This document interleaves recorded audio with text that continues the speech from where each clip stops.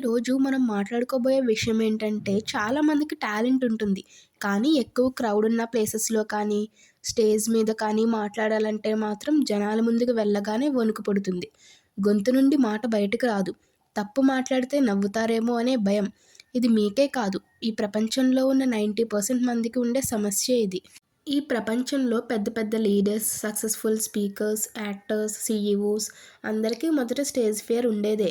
తేడా ఏమిటంటే వాళ్ళు ఫియర్‌కి ఆగిపోలేదు. ఫియర్ ఉన్నా కానీ నేను చేయగలను అనే పూర్తి నమ్మకంతో ముందుకు వెళ్లారు. కాబట్టే సక్సెస్ వచ్చింది. ఈ వీడియో చివరి వరకు చూడండి. మీకు స్టేజ్ ఫియర్ తగ్గడమే కాదు, మీరు మాట్లాడగలరు అనే నమ్మకం కూడా వస్తుంది. చాలామంది ఇంట్లో ఉన్నప్పుడు, ఫ్రెండ్స్ మధ్య ఉన్నప్పుడు చాలా బాగా మాట్లాడతారు, జోక్స్ వేస్తారు. కానీ అదే వాళ్ళు నలుగురు ముందుకు వెళ్ళి మాట్లాడాలి అనగానే మాత్రం గుండె వేగంగా కొట్టుకుంటుంది. చేతులు, కాళ్ళు వణుకుతాయి. మాటలు మైండ్‌లో ఉంటాయి కానీ బయటకి రావు. మీరు స్టూడెంట్ అయినా, ఎంప్లాయీ అయినా జీవితంలో ఎప్పుడో ఒకప్పుడు నలుగురు ముందుకి వెళ్ళి మాట్లాడాల్సిన పరిస్థితి తప్పకుండా వస్తుంది. అటువంటి సమయంలో మనలో చాలామందికి ఈ భయం అనేది ఏర్పడుతుంది. సరే, అసలు స్టేజ్ ఫియర్ ఎందుకు వస్తుందో చూద్దాం. మన మైండ్‌లో ఒకటి రన్ అవుతుంది. వాళ్ళు నన్ను ఎలా చూస్తారో, నేను తప్పుగా మాట్లాడితే నవ్వుతారేమో, నా లాంగ్వేజ్ బాగోదేమో, నా మీద జడ్జ్‌మెంట్ చేస్తారా అని ఇలా ఈ భయాలన్నీ ఇతరుల గురించి ఎక్కువగా ఆలోచించడం వల్లనే వస్తాయి. మీకు ఎప్పుడు ఫియర్ అనిపించినా ఇలా అనుకోండి, నేను మాట్లాడేది అందరికీ నచ్చుతుంది, నేను చాలా బాగా మాట్లాడుతున్నాను అని ఇలా పాజిటివ్‌గా అనుకోండి. అప్పుడు మీకు తెలియకుండానే మీ మీద మీకు నమ్మకం పెరుగుతుంది. చాలామందికి మంచి నాలెడ్జ్ ఉంటుంది, మంచి ఆలోచనలుంటాయి. కానీ స్టేజ్ ఫియర్ వల్ల మాట్లాడే అవకాశాలు వాళ్ళే వదులుకుంటారు. ఇలా ఎన్ని గొప్ప అవకాశాలు మన చేతుల్లోంచి జారిపోతున్నాయో మనకే తెలియదు.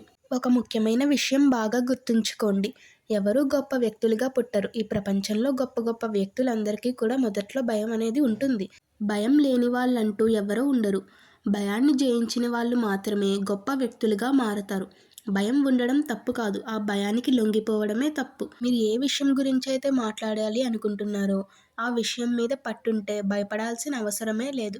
మీరు మాట్లాడబోయే విషయం మీద మీకు పూర్తిగా అవగాహన ఉండాలి. మీరు ఏ టాపిక్ మీద అయితే మాట్లాడతారో ఆ టాపిక్ మీద ఒక స్క్రిప్ట్ చదువుకుని అదే చెప్పేద్దామంటే వర్కౌట్ అవ్వదు.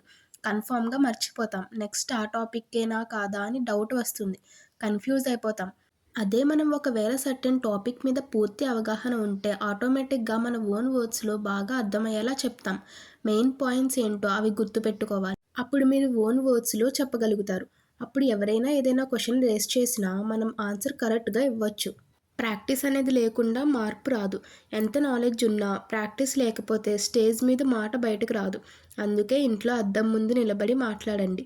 మొబైల్‌లో మీ మాటలను రికార్డ్ చేయండి. తర్వాత విని చూసుకోండి. మీ తప్పులు ఏంటో తెలుస్తుంది.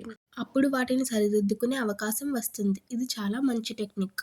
మీరు స్టేజ్ మీదకి వెళ్ళే అప్పుడు ఇలా ఊహించుకోండి. మీరు స్టేజ్ మీద ఉండి మాట్లాడే అప్పుడు అందరూ మీ మాటను శ్రద్ధగా వింటున్నారు. ఇలా మీరు ఊహించుకోవడం వలన మీకు కాన్ఫిడెన్స్ పెరుగుతుంది. మీరు స్టేజ్ మీద మాట్లాడేటప్పుడు ఫోకస్ అంతా ఎక్కడ ఉండాలి? మీరు మాట్లాడుతున్న టాపిక్ మీద మాత్రమే ఉండాలి. నన్నెవరో చూస్తున్నారు అనే దాని మీద కాదు. మీరు చెప్పే విషయం మీద మాత్రమే ఉండాలి. మీరు చెప్పే టాపిక్ మీద పూర్తిగా దృష్టి పెట్టండి. అవసరమైతే మీ మొబైల్‌లో చిన్న పాయింట్లు రాసుకుని పెట్టుకోండి. వేగంగా కాదు, స్పష్టత ముఖ్యం. వేగంగా మాట్లాడితే గొప్ప వ్యక్తులు అనిపించుకోరు. వేగంగా మాట్లాడితే మాటలు తడబడతాయి.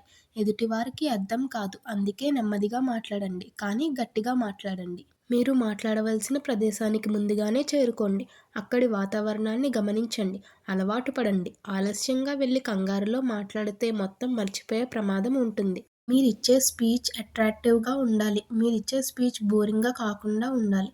మధ్య మధ్యలో ఎగ్జాంపుల్స్ చెప్పండి. చిన్న చిన్న కథలు చెప్పండి. అవసరమైతే ప్రశ్నలు అడగండి. ఇలా చేస్తే మీకు టెన్షన్ తగ్గుతుంది.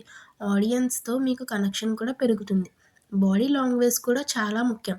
మన మాట ఎంత ముఖ్యమో మన బాడీ లాంగ్వేజ్ కూడా అంతే ముఖ్యం.